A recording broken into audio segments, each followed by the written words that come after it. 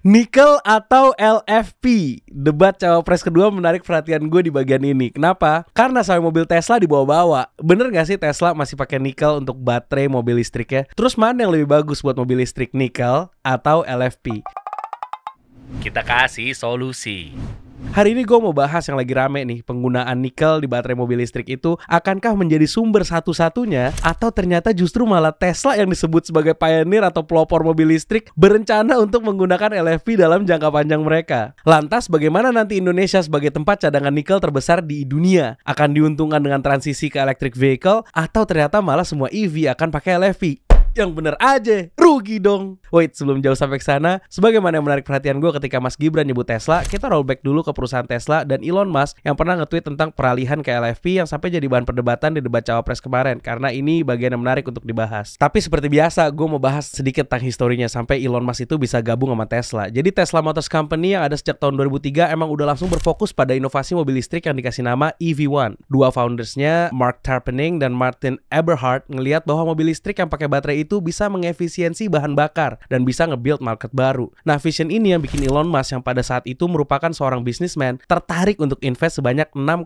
juta dolar dan jadi the largest shareholders yang ada di Tesla Motors Company. Elon Musk juga nge-lead produksi mobil Roadster dari segi desain dan aspek mesinnya. Nah, mesin mobil Roadster ini adalah mobil pertama yang pakai energi dari lithium ion battery, ngejadiin mobil ini lebih efektif secara cost dan mampu menjangkau 250 miles atau kurang lebih setara dengan 402 km untuk sekali charge aja. Tentunya di model pertama ini banyak yang mesti di-upgrade ya, dari durasi lama pengisian baterai sampai ke hal gearbox yang dipakai di mobil Roadster. Soalnya Tesla nggak nemuin produsen gearbox yang sesuai dengan apa yang mereka mau, yaitu gearbox yang kuat untuk nahan torsi dari mesin yang disuplai oleh listrik. Dan nggak lama dari ini, yaitu di tahun 2007, ada some problems yang nyerang manajerial dari Tesla. Founders dari Tesla, Martin Eberhard, berhenti dari jabatannya sebagai CEO di Tesla Motors Company. Well, untuk alasan ini ada beberapa spekulasi dan rumor yang beredar, dari mulai si Eberhard ini bohong tentang cost untuk bikin mobil Roadster tadi, sampai keinginan Elon Musk yang pengen controlling all the Tesla Motors Company. But I will not get deeper into that. Selanjutnya di tahun 2008, Elon Musk step in jadi the new CEO and set some new ground rules. Di antaranya untuk nge-cut off cost di perusahaan. Dia saya mencat 30 orang karyawannya. Dari tindakan agresif ini, Elon Musk dapat kecaman dari publik dan jadi sensasi. Tapi hal ini berani dia lakuin untuk nyelamatin perusahaan yang mau launching mobil baru. Tapi dengan nge-cut karyawan aja ternyata belum cukup. Tesla masih ngalamin major problem di hal financial mereka, yang bahkan untuk ngedeliver mobil-mobil yang udah di pre-order aja mereka harus minjem uang dulu sama pemerintah US di Department of Energy sebesar 465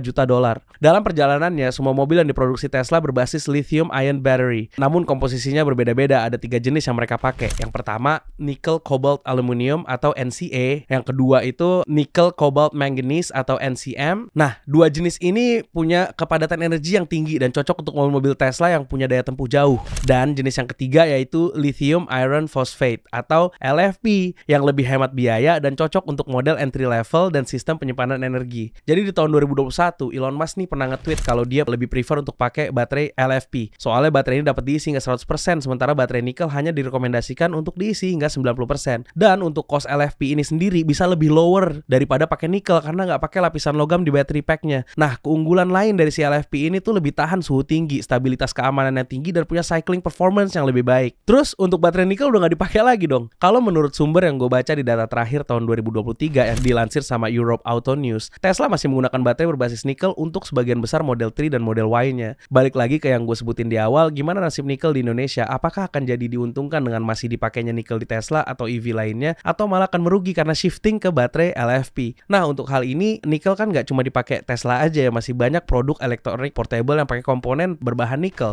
kayak laptop, smartphone yang mengutamakan ukuran compact dan kepadatan energi tinggi. Apalagi nih, seperti yang dilansir tirto.id, Direktur Eksekutif Energy Watch Daimas Arangga Radiandra bilang kalau potensi nikel di Indonesia tuh gede banget, sekitar 52% dari total cadangan nikel di dunia. Diharapkan dapat menjadi market leader produsen komoditas dan produk-produk turunan nikel dunia ke depannya. Ditambah lagi proses ekstraksi dan pemanfaatan nikel di bagian hilir harus menjaga kaidah keselamatan kerja dan lingkungan. Ditambah juga oleh mantan Menteri Perdagangan Muhammad Lutfi, kalau penggunaan penggunaan nikel itu bisa memuat lebih banyak energi dibanding LFP. Terus juga jika mobil yang pakai nikel itu lebih bisa tahan pada musim yang ekstrim kayak musim dingin. Dari sini kita bisa lihat bahwasannya nikel masih memiliki value lain yang lebih unggul dibanding LFP dari beberapa sisi. Jadi ya demand nikel insya Allah masih akan terus ada ya, semoga. Mungkin ini kali kenapa penting banget yang namanya hilirisasi ya. Dengan sumber daya alam kita yang melimpah itu, terutama nikel, di mana kita sangat kaya akan komoditas tersebut, akan mendapatkan nilai tambah bila tidak diekspor sebagai barang mentah, namun sebagai barang jadi atau setengah jadi. Dengan pabrik pembuatannya di Indonesia tentu akan membuka lapangan kerja yang banyak sekali. Gue setuju banget nih sama hal ini. Tapi di sisi lain juga diisukan harga nikel anjlok turun sebagai komoditas karena oversupply. Apa ini jangan-jangan dibilang jangan ugal-ugalan dalam mengeksploitasinya? Atau mungkin memang belum aja demand nikel setinggi yang diprediksi karena transisi EV belum begitu masif kebutuhannya ya. Kita lihat aja nanti ke depannya. By the way, kita balik lagi ke Mr. Elon Musk. Kalau ngomongin dia, nggak bisa nggak ngomongin tentang kontroversinya juga. Soal nge-laid off karyawannya tuh bukan cuma sekali aja dia lakuin kayak yang tadi gue udah sebutin. Ketika dia beli seluruh sahamnya Twitter di tahun 2022, banyak perubahan yang pengen dia wujudkan buat Twitter. Salah satunya ngejadiin platform ini sebagai free speech platform. Karena pada saat itu ketika politik Amerika sedang panas-panasnya, sampai mantan presiden US Donald Trump di-ban dan banyak sekali account yang di-ban karena mengekspresikan sesuatu yang dibilang bertentangan dengan narasi dari pemerintah yang berkuasa saat itu. Dia bilang daripada ngelawan aturan pemerintah lebih baik mengubah kebijakan moderasi Twitter. Nah, dari misinya yang ambisius ini, banyak dari staff Twitter yang mesti lembur overtime demi ngejalanin apa yang dia mau. Terus udah gitu, dia nge-laid off setengah dari karyawan Twitter dan bikin ultimatum untuk karyawannya untuk lebih berkomitmen dengan workload yang lebih berat demi mewujudkan Twitter 2.0.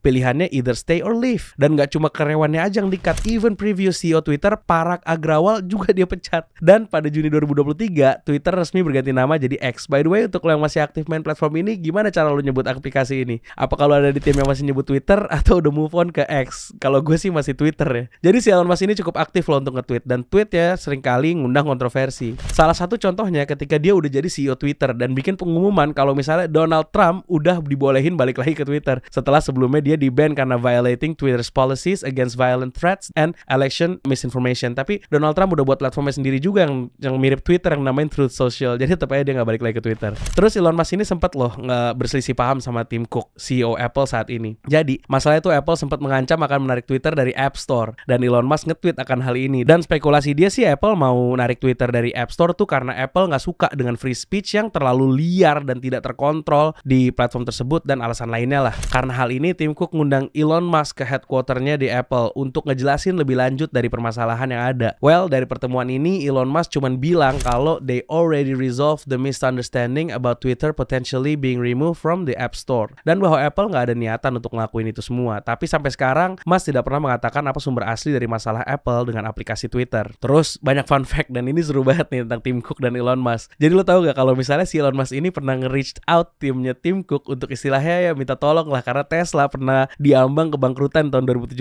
tapi Tim Cook refused to take the meeting. Nah, Apple juga nih kurang lebih udah 1 dekade nyoba main di mobil listrik dan self-driving car. Emang mereka nggak terlalu fokus sama hal ini, melainkan lebih ke arah pengembangan software dan teknologi lain yang dapat dijual ke perusahaan lain. Tapi pada Desember 2020 kemarin, Apple mau ngerubah fokusnya untuk ngebuat mobil listrik dan self-driving car. Gila.